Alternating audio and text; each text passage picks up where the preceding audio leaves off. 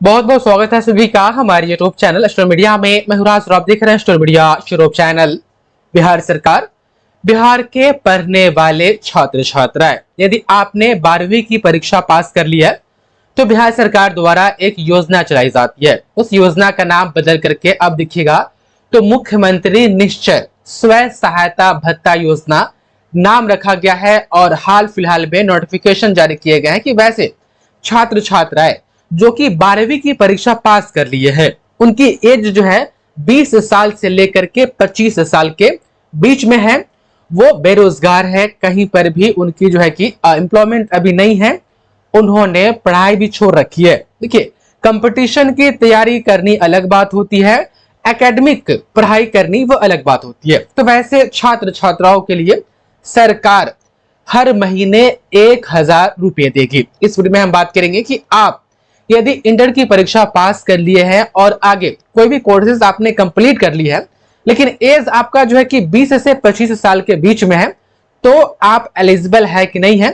सरकार के तरफ से ये नोटिफिकेशन हाल ही में जारी किया गया है, जिसमें आप देख पा रहे हैं उद्देश्य 20 से 25 वर्ष के 12वीं पास युवक या युवतियों, लड़का लड़की दोनों के लिए होता है, को रोजगार के विकल्प तलाशने के लिए कहा जाता है कि ये 1000 रुपया आपको पर मंथ इस एज में 12वीं कक्षा पास करने के बाद आपको मिल रहा है। तो सरकार इसलिए दे रही है ताकि जो है कि इस एज के बीच में है, जो पैसे आपको सहायता राशि के रूप में दिए जाते हैं उसका इस्तेमाल करते हुए कहीं रोजगार वगैरह जो है कि खोज लीजिए।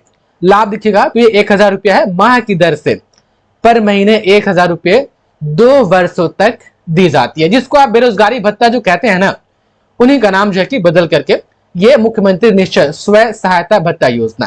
तो आप देख पा रहे हैं पहली एलिजिबिलिटी क्या है कि आपका एज जो है कि वह 20 से 25 साल के बीच का होना चाहिए, 12वीं आप पास होनी चाहिए।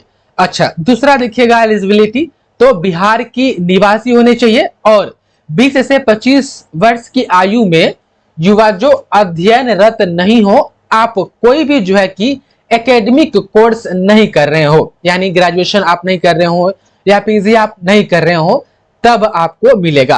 रहा बात कि सर हमने कंप्लीट कर ली है, अब मैं कहीं पर पढ़ता उड़ता नहीं हूं, हाँ जनरल कंपटीशन या कोई भी कॉम्पिटिटिव एग्जाम्स की मैं तैयारी करता हूं, तो कॉम्पिटिटिव एग्जाम्स की तैयारी करना इसमें नहीं आता है। एकेडमिक आपका नहीं होना चाहिए, जैसे कि इंटर के बाद ग्रेजुएशन लेवल का कोई कोर्स आप ना कर रहे हो, पोस्ट ग्रेजुएट लेवल का कोई कोर्स आप ना कर रहे हो, कोई ट्रेनिंग जो है कि जैसे बीएड वगैरह हो वो आप ना कर रहे हो, पीएचडी वगैरह परस्यू ना कर रहे हो, तब कंपटीशन की तैयारी करना ये कोई जो है कि इसमें एकेडमिक में नहीं आता है। उसके बाद से आवेदक संबंधित जिला का निवासी हो, जहां के जिला निबंधन व परामर्श केंद्र में आवेदन जमा कर सके। उसके बाद देखिएगा तो आवेदक को स्टूडेंट क्रेडिट कार्ड, छात्रवृत्ति या किसी अन्य स्रोत से भत्ता प्राप्त नहीं हो।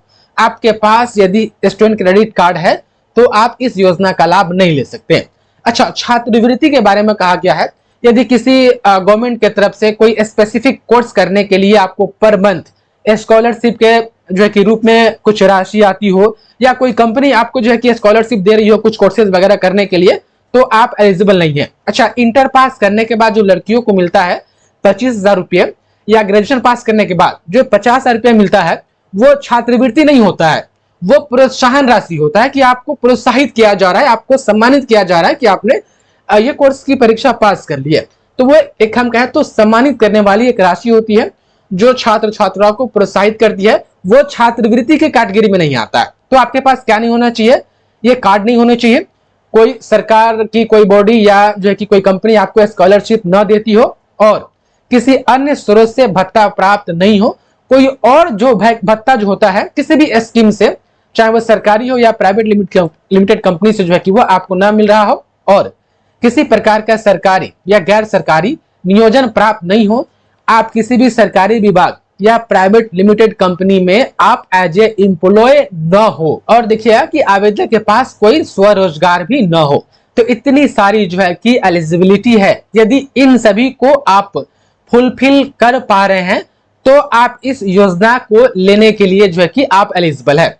अच्छा, इसके लिए क्या करना पड़ता है, तो ये वेबसाइट है बिहार सरकार की, इस पर जा करके रजिस्ट्रेशन करना पड़ता है। आवेदन करते समय जो भी डिटेल्स मांगी जाती है जो डॉक्यूमेंट्स मांगे जाते हैं उसको अपलोड करना पड़ता है। अपलोड करने के बाद प्रिंट आउट निकालना पड़ता है। प्रिंट आउट निकालने के बाद हर डिस्ट्रिक्ट में जो है कि आपका डीआरसीसी केंद्र होता है। उस डीआरसीसी केंद्र पर उस आवेदन फॉर्म को प्रिंट करके जो आप निकालते हैं, उस आवेदन फॉर्म को और जो डॉक्यूमेंट्स आप उसमें अपलोड करते हैं उन सभी को, साथ ही बैंक अकाउंट को भी हार्ड कॉपी में ले जा करके डीआरसीसी केंद्र पर वेरिफिकेशन करवाना पड़ता है। वेरिफिकेशन सारी चीज कंप्लीट हो जाने के बाद तब ये पैसे जो है कि आपके खाते में आने लगते हैं। तो यदि आप इस योजना के लिए एलिजिबल है तो कहिए कि सर एक वीडियो बना दीजिए किस तरीके से हम ऑनलाइन करेंगे, उसका फुल प्रोसेस क्या है, और डीआरसीसी केंद्र पर जाकर के वेरिफिकेशन करवाना पड़ता है। पेमेंट आने से पहले जो है कि ओटीपी वगैरह देनी पड़ती है। तो यदि आप कहेंगे तो हम वीडियो बना देंगे तमाम स्टूडेंट। आप देख पा रहे हैं ये बिहार सरकार की तरफ से कल जो है कि इसको जारी किया गया है, जिसका नाम रखा गया है मुख्यमंत्री निश्चय स्व सहायता भत्ता योजना, जिसमें इंटर पास छात्र छात्राओं के लिए 2 साल तक 1000 रुपया पर मंथ देने के लिए बात कही गई है। हालांकि योजना बहुत पुरानी, लेकिन अब इसका नाम बदल दिया गया है। तो आप देख पा रहे हैं, यदि आप कहिएगा कि सर रजिस्ट्रेशन करके एक वीडियो बना दीजिए किस तरीके से हम इसको ऑनलाइन करेंगे, तो हम वीडियो बना देंगे। बहुत बहुत धन्यवाद आपका इस वीडियो को देखने के लिए।